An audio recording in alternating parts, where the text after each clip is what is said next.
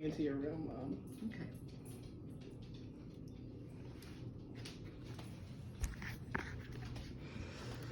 Okay, my name is Sarah Diaz, and this is my narrative speech. In 2019, I found out that I was expecting a baby. I lived in a small town called Vermillion, South Dakota. I lived there for about 7 years and had built a small career. This job was very demanding and took up a lot of my time and thoughts. When I found out that I was expecting, I knew that I did not want to raise my son in the small town that I had called home. I also knew that the job that I had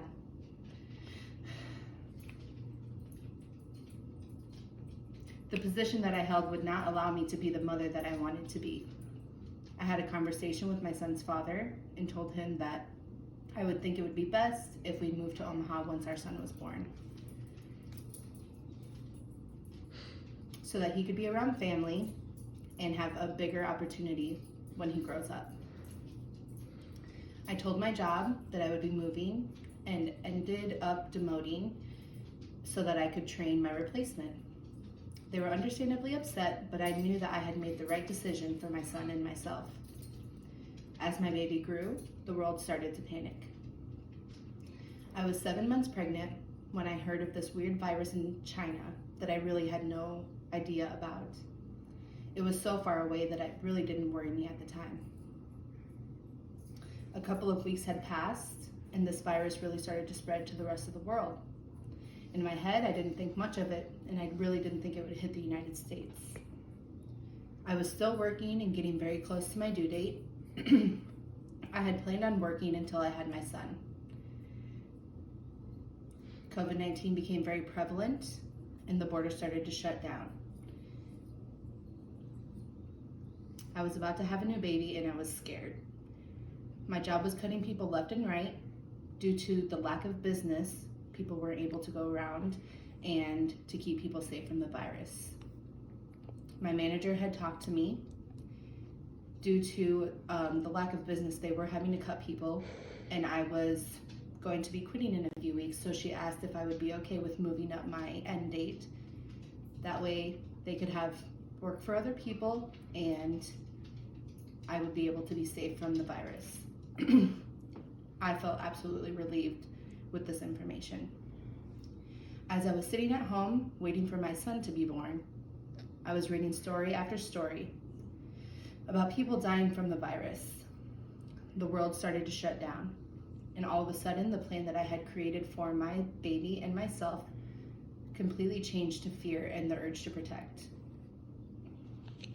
I was reading stories of mothers having to be alone while giving birth and being separated from their babies due to having COVID. I remember feeling pure fear and panic. Stories about there being no toilet paper, no baby wipes, and even medicine was out of stock on the shelves. My mother-in-law, who lived in Omaha, ran around town searching for baby wipes and medicine to stock up so my son didn't have to go without when he was born. Then I realized that it was really happening.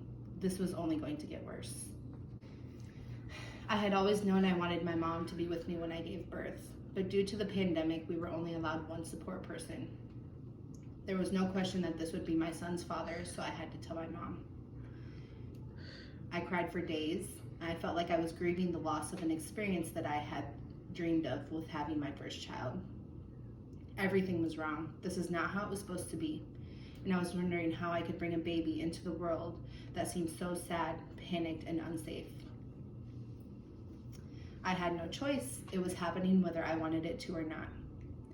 I felt like I had no control, and it was all out of my hands.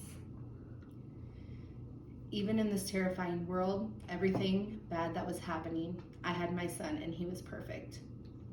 My birthing experience was chaotic, and I did end up having a C-section.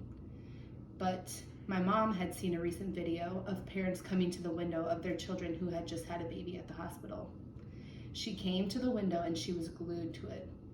We were able to talk on the phone, and it felt like she was there with me because I was able to see her face and hear her voice. I was able to show my brand new baby to her through the window of the hospital because no one was allowed to really come in and see him. Being at home, Our immediate family came to visit with their masks on and hand sanitizer everywhere. Being home felt safe. Luckily, we had a great support system, and our moms both came to help with everything.